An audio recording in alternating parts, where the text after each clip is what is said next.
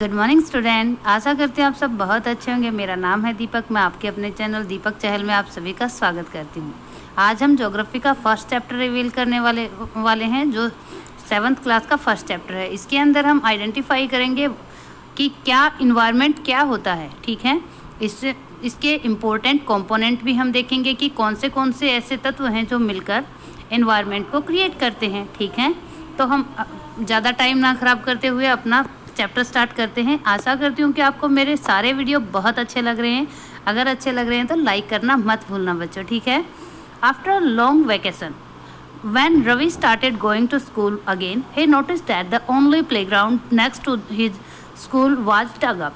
जब लंबे वैकेशन के बाद रवि ने स्कूल में जाना स्टार्ट किया तो उसने देखा कि एक जो प्लेग्राउंड था उसके स्कूल के पास, उसको डग किया जा रहा है, उसको खोदा जा रहा है। People said that a huge building with many flats will be constructed there. लोग बता रहे थे कि यहाँ पर एक बड़ी बिल्डिंग बनेगी जिसमें बहुत सारे फ्लैट्स होंगे। ठीक है। Ravi was almost in tears when he realised that the big playground with its soft grass, marigold and butterflies is gone for ever. Ravi लगभग आंसुओं में था, मतलब वो बहुत इमोशनल था जब उसको रियलाइज़ हुआ कि इतना बड़ा प्लेग्राउंड जो था जिसमें बहुत सॉफ्ट ग्रास थी और मैरीगोल्ड के पौधे थे और बटरफ्लाइज कैसे वहाँ पर होती थी, ये सब चीज़ें ख़त्म हो जाएंगी। He shared his feeling with the classmates. उसने अपनी फीलिंग्स को क्लासमेट्स के साथ शेयर किया। इन द असेंबली के अंदर the principal too sadly observe see how our environment is changing. Principal ने भी ऑब्जर्व किया कि किस तरह से हमारा जो इन्वायरमेंट है वो चेंज हो रहा है। In the class Ravi asked his teacher. Class के अंदर रवि टीचर से पूछता है व्हाट इज इन्वायरमेंट, कि इन्वायरमेंट क्या होता है। Whatever you see in your surroundings said the teacher. Teacher कहती है कि जो आप आपके चारों तरफ देख रहे हो वो क्या है बच्चों, इन्वायरमेंट है। रवि सोचने लगता है that's mean the school building, table chairs in the classroom, even that open field, the road, the garbage, my friends, all are the part of environment. जो सारी चीज़ें रवि सोचता है कि ये जो स्कूल की बिल्डिंग है, टेबल है, चेयर है हमारे क्लासरूम के अंदर, और जो ओपन फील्ड है, यहाँ तक कि मेरे फ्रेंड्स, गार्बेज और रोड भी सब क्या है, इन्वायरमेंट में इंक्लूड होते हैं। तो टीचर कहती है यस, हाँ, बट वेट, लेकिन रुको, some objects are created by nature, for example mountain, rivers, trees, animals. कुछ ऐसे एग्जाम्पल हैं जो किसके द्वारा क्रिएट किए जाते हैं, नेचर के द्वारा बनाए गए हैं। जैसे पहाड़ देखते हो आप, रिवर्स देखते हो, ट्रीज देखते हो, एनिमल्स देखते हो। ठीक है। Other are made by people. बाकी जो चीज़ें हैं वो कौन बनाता है, पीपल्स बनाते हैं, ह्यूमन बींग्स बनाते हैं। For example roads, car, clothes and books. जिसका हम उदाहरण क्या ले सकते हैं बच्चों, जो कार हैं, क्लोथ हैं और बुक्स हैं आपकी। ठीक है। Now work in pairs. आप लोगों को क्या करना है, पेयर्स में काम करना है। दो बच्चों को पेयर बना के लिस्ट बनानी है कि क्लासमेट जो आपसे आगे क्लासमेट बैठे हैं उनके साथ आपको पेयर बना के ये फाइंड आउट करना है कि कौन सी चीज़ें नेचर के द्वारा बनाई जाती हैं, कौन सी ह्यूमन बीइंग के द्वारा बनाई जाती हैं। ठीक है। यहाँ पर आप ऑब्जर्व कर पा रहे होगे बच्चों, कंपोनेंट ऑफ एनवायरनमेंट। कौन से कंपोनेंट होते हैं एनवायरनमेंट के। इसके मेनली 3 कंपोनेंट होते हैं बच्चों। First is natural, second one is human made and third one is human himself. ठीक है। तो इसको हम देखते हैं कि किस तरह से अलग अलग चीज़ें होती हैं जो हमें इन्वायरमेंट के अंदर हम स्टडी करते हैं। ठीक है। कंपोनेंट ऑफ इन्वायरमेंट जो हमने अभी देखा, जो नेचुरल होता है उसके 2 मेन पार्ट्स होते हैं बच्चों, बोएटिक और एबोएटिक। जैसे कि नाम से ही पता चलता है, बोएटिक का मीन्स जो लिविंग थिंग है। लिविंग थिंग कौन सी होती हैं, या ट्रीज या एनिमल्स। ठीक है। एबोएटिक थिंग क्या होती हैं बच्चों, जो नॉन लिविंग थिंग होती हैं, जैसे वाटर, लैंड, एयर, ये सब चीज़ें क्या होती हैं बच्चों, एबोएटिक होती है। ठीक है। Increasing day by day we are therefore modified and at time even destroyed our natural surrounding. The teacher reply करती है कि हम जो हमारा एनवायरनमेंट है उसको मॉडिफाई कर रहे हैं डे टू डे लाइफ में, और बहुत बार हमारे सराउंडिंग को हम क्या कर देते हैं बच्चों, डिस्ट्रॉय भी कर देते हैं। From the above conservation you understand that the place, people, things and nature that surrounding any living organism is called environment. इस तरह से हमें पता चलता है कि जो हमारे आसपास के प्लेसेस हैं, जो पीपल्स हैं, जो थिंग्स हैं और जो नेचर है, वो जो हमारे चारों तरफ के लिविंग ऑर्गेनिज्म है, उसको हम क्या कहते हैं बच्चों? इन्वायरमेंट कहते हैं। It is the combination of natural and human made phenomena. ये क्या होती है? एक जो ह्यूमन मेड और नेचुरल बनाई गई चीज़ें होती हैं उसका एक कम्बिनेशन है। While natural environment refer to both biotic and abiotic conditions existing in on the earth. जो नेचुरल इन्वायरमेंट है वो कौन रेफर करता है? बायोटिक और एबायोटिक, जो मैंने अभी बताई थी बच्चों, जो अर्थ के ऊपर हमें देखने को मिलती हैं। यहाँ पर आप अच्छे से ऑब्जर्व कर पा रहे होंगे बच्चों कि कौन से स्फेयर्स होते हैं। स्फेयर्स का मतलब क्या होता है? एक घेरा होता है, ठीक है। घेरे का मतलब वो एरिया जो किसी पर्टिकुलर डोमेन के अंडर आता है, ठीक है। Human environment reveal the activities creating and interaction among human being. जो इन्वायरमेंट होता है उसके साथ ह्यूमन बीइंग क्या करते हैं? एक्टिविटीज़ करते हैं, नई नई क्रिएशन बनाते हैं और नए नए इंटरेक्शन करते हैं, ठीक है। नेचुरल इन्वायरमेंट, नेचुरल जो हमने कंपोनेंट पढ़े थे 3, उनमें फर्स्ट था नेचुरल इन्वायरमेंट। नेचुरल इन्वायरमेंट को हम किस तरह से रिवील करेंगे बेटा, किस तरह से देखेंगे, आगे देखते हैं।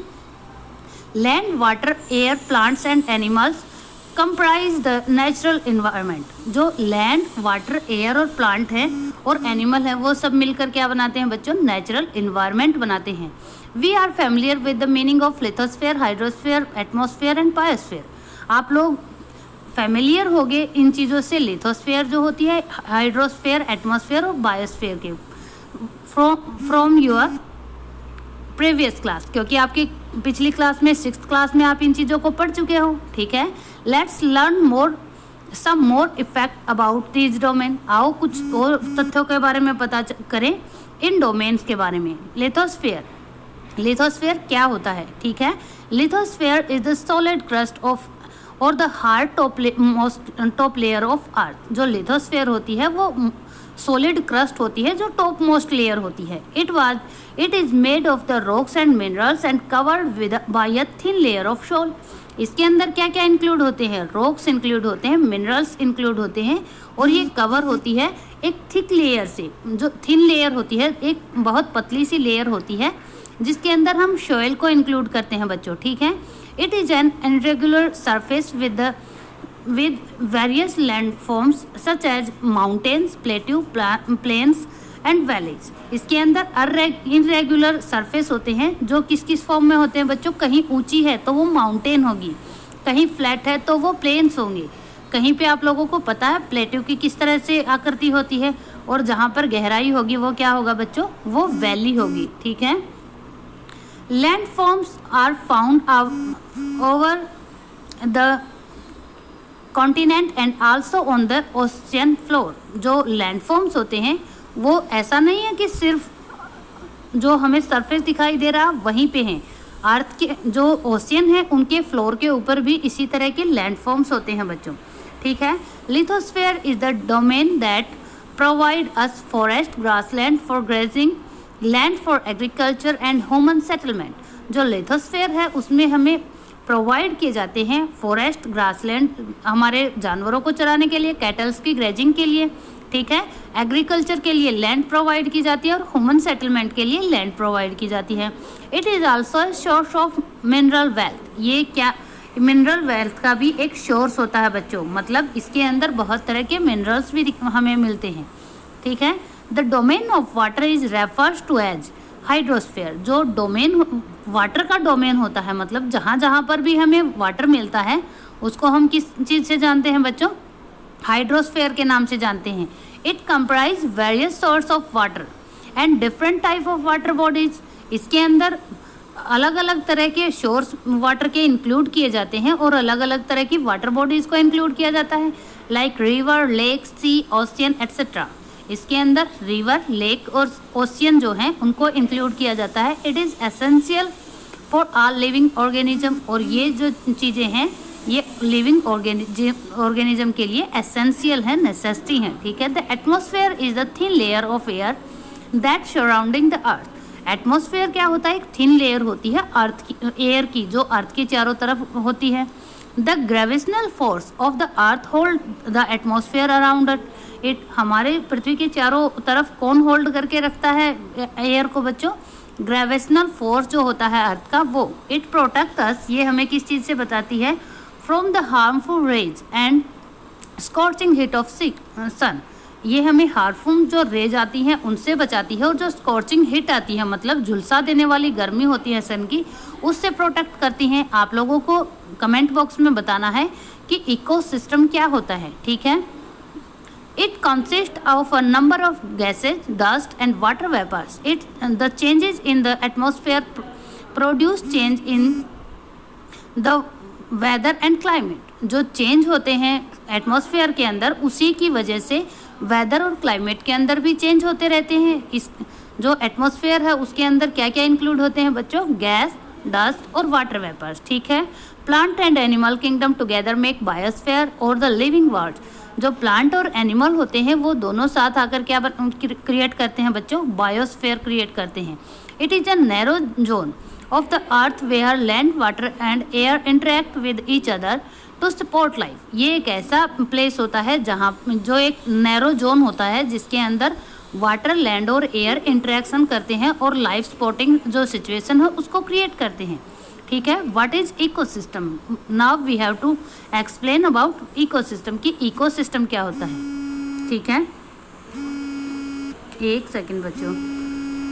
तो व्हाट इज इकोसिस्टम? इकोसिस्टम क्या होता है? At an NCC camp that Ravi's class was attending. एक एनसीसी का ऐसा कैंप जो रवि की क्लास अटेंड कर रही थी, जैसी एक्सक्लेम जैसी बोलती है व्हाट ए हैवी डाउनपोर, कि कितनी भारी बरसात हो रही है। It remind me of my home of in Kerala. ये मुझे याद दिलाती है अपने घर की जो केरला के अंदर है। क्यों? क्योंकि केरला में बहुत ज़्यादा बरसात होती है। You should come and see how it pour over the lush green field and coconut plantation. आप लोगों को आके देखना चाहिए। अपने सारे जो क्लासमेट हैं उनको बोल रही हैं कि किस तरह से लगातार बारिश होती रहती है जो लस ग्रीन फील्ड हैं उनके ऊपर और जो कोकोनट प्लांटेशन है उनके ऊपर, ठीक है? हीरा फ्रॉम जैसलमेर एक्सक्लेम। जो हीरा है जैसलमेर से रिलेटेड, जो जिसका रूट जो रूट प्लेस क्या है बच्चों? जैसलमेर है, जो कहाँ पर है? राजस्थान में है। आप लोगों को पता है बच्चों वहाँ पर क्या होता है? बहुत कम बरसात होती है, तो वहाँ का इकोसिस्टम केरला के इकोसिस्टम से अलग होगा, ठीक है? वी गेट नो रेन, लेकिन हमें कोई रेन नहीं मिलती। कहाँ की बात हो रही है? जैसलमेर की बात हो रही है।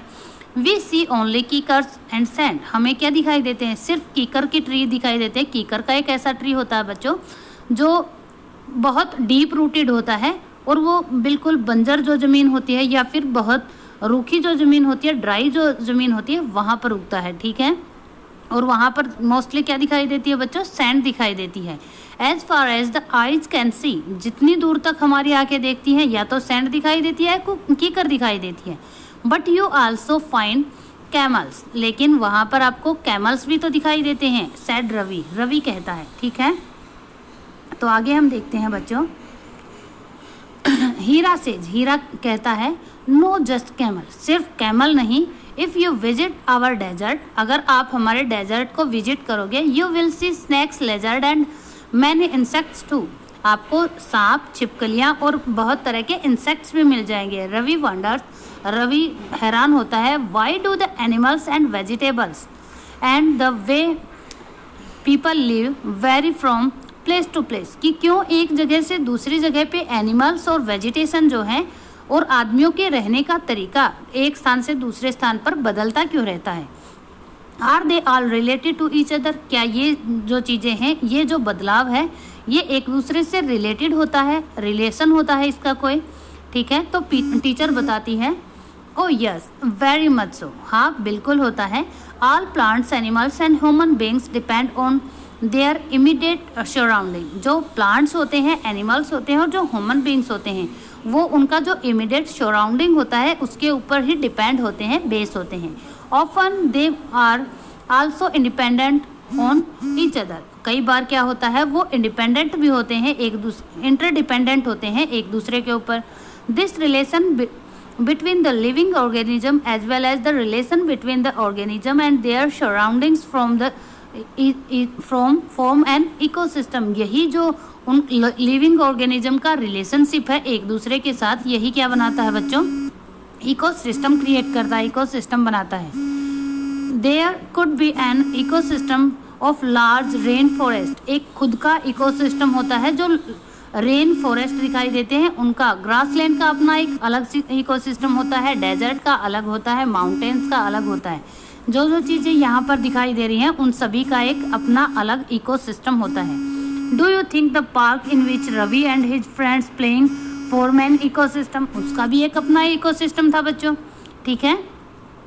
ह्यूमन इन्वायरमेंट कि हमने क्या पढ़ा अभी तक, नेचुरल जो इन्वायरमेंट था उसके बारे में पढ़ा, अब हम पढ़ेंगे ह्यूमन इन्वायरमेंट के बारे में। Human beings interact with the environment and modified it according to their needs. Human being क्या करते हैं, इंटरेक्ट करते हैं इन्वायरमेंट के साथ और उसको मॉडिफाइड करते हैं अपनी नीड्स के अकॉर्डिंग। जैसे अगर सर्दी है तो क्या करेंगे, स्वेटर डाल लेंगे, अगर गर्मी है तो पंखा चला लिया जाता है या फिर एसी ऑन कर लिया जाता है, ठीक है। Early human adapt themself to the natural surrounding, जो अर्ली ह्यूमन थे, जो पहले के ह्यूमन बींग्स थे, वो क्या करते थे, जो उनका सराउंडिंग होता था उसके अकॉर्डिंग अपने आप को ढाल लेते थे, ठीक है। उनके पास इतने रिसोर्सेज नहीं होते थे। दे लेड ए सिंपल लाइफ, वो क्या करते थे, एक सिंपल लाइफ जीते थे। And fulfil their requirement from the nature around them, और वो अपनी जो नेसेसिटी थी, अपनी जो नीड्स थी, उनको कैसे फुलफिल करते थे, अपने चारों तरफ की नेचर से, ठीक है। With time needed grow and become more varied, ये चीज़ें टाइम के साथ बढ़ती चली गई और वेरिड होती चली गई, एक दूसरे से अलग अलग होती चली गई। Humans learn new ways to use and change environment, आदमी ने क्या कर लिया, अलग अलग तरीके सीख लिए जिससे वो इन्वायरमेंट को चेंज कर सके। ह्यूमन लर्न ये हो चुका, ठीक है। They learn to grow crop, उन्होंने क्या सीखा, क्रॉप को ग्रो करना सीखा।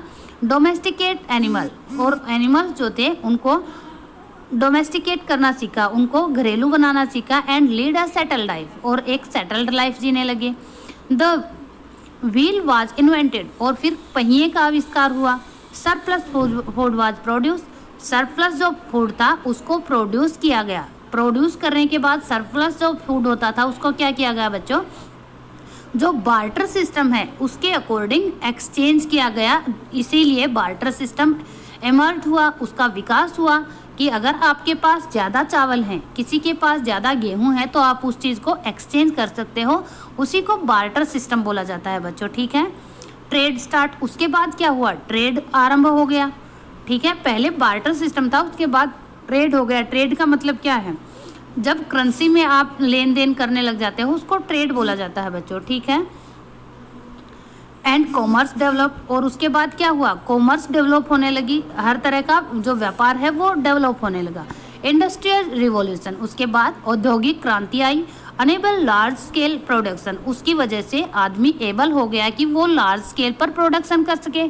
ट्रांसपोर्टेशन बिकम फास्टर, ट्रांसपोर्ट आप लोगों को पता ही है बच्चों, टाइम टू टाइम किस तरह से फास्ट होते चला जाता है। जैसे पहले रेल होती थी बच्चों, ट्रेन्स होती थी, वो कोयले से चलती थी। उसके बाद क्या हुआ, ट्रेन्स बिजली से चलने लगी, और अगर आज के दिन में हम देखें तो बुलेट ट्रेन चलने लगी जो एरोप्लेन की स्पीड से चलती हैं। तो इसी तरह से जो ट्रांसपोर्टेशन है वो टाइम टू टाइम फास्टर होता चला गया, ठीक है। Information revolution made communicational easier and speed across the world, और जो इंफॉर्मेशन रिवॉल्यूशन था उससे कम्युनिकेशन ईजी हो गया, जिससे हम पूरे के पूरे वर्ल्ड में इसको फैला सकते हैं, मतलब कहीं भी बात कर सकते हैं। पहले ऐसा नहीं होता था कि हम एक स्टेट में बैठे हैं और दूसरे स्टेट में बात कर सकते हैं, ठीक है बच्चों। But you even thought why do you eating the juicy watermelon in summer, लेकिन आप लोग ये समझ सकते हो कि आप समर में जूसी जो वाटरमेलन है वो क्यों खाते हैं। And hot roasted peanut in winter, और पीनट को हम जो हॉट रोस्टेड पीनट्स होती हैं, मूंगफली होती हैं, वो हम विंटर में क्यों खाते हैं, क्यों खाते हैं बच्चों, क्योंकि ये हमारी नीड होती है, क्योंकि समर में हमें बहुत ज़्यादा पानी की ज़रूरत होती है, उसको हम वाटरमेलन से पूरा करते हैं, और विंटर में हमें गर्माहट की ज़रूरत होती है जो हम हॉट रोस्टेड जो पीनट होती हैं उनको खाकर पूरा करते हैं। A perfect balance is necessary between the natural and human environment. ये क्या होती है? परफेक्ट बैलेंस होता है नेचर और ह्यूमन इन्वायरमेंट के अंदर। Humans must learn to live and use their environment in a harmonious way. आदमी को आना चाहिए कि वो एक हार्मोनियस वे, एक संतुलन की अवस्था में ला सके अपने लिविंग को और अपने इन्वायरमेंट को। ठीक है, मतलब अपने इन्वायरमेंट को वो अपने लिविंग के अकॉर्डिंग किस तरह से एडजस्ट करता है। ठीक है। Noori a girl from Mizoram from Ravi's class often talk about the lush green surrounding of her place. Noori जो मिजोरम से रिलेटेड थी, बिलोंग करती थी, रवि की क्लास के अंदर ही वो हमेशा अपने सराउंडिंग्स के बारे में बताती थी कि कितना लस ग्रीन एरिया है मिजोरम के अंदर। Seeing Ravi's upset as having lost his playground. लेकिन फिर भी जो रवि है वो अपसेट लग रहा था। रवि क्यों? क्योंकि उसका प्लेग्राउंड लॉस्ट हो गया था। वहाँ पर क्या हो रहा था? एक ह्यूज बिल्डिंग क्रिएट हो रही थी। Noori invited him to visit her home state during the coming vacation. Noori ने उनको रवि को इनवाइट किया कि आप इन जो वेकेशन आ रही है इसके अंदर क्या करना, हमारे घर पे आ जाना। Ravi's teacher asked the student to draw the landscape house and activities of the people and place they visit during the holiday. जो रवि की टीचर थी उन्होंने उनको हॉलीडे होमवर्क में क्या दिया कि आप लोगों को ड्रॉ करनी है वो सब जगह जहाँ पर आप जा रहे हो, उन लैंडस्केप्स को, उन हाउसेज को, उन एक्टिविटीज़ को आप लोगों को ड्रॉ करना है। ठीक है, तो आपको कमेंट बॉक्स में बताना है बच्चों वर्ल्ड इन्वायरमेंट डे किस दिन होता है। ठीक है, आशा करती हूँ कि आप लोगों को बहुत अच्छी लगी होगी वीडियो। अगर अच्छी लगे तो कमेंट करना मत भूलना बच्चों। ठीक है, ओके बच्चों, bye bye, have a nice day.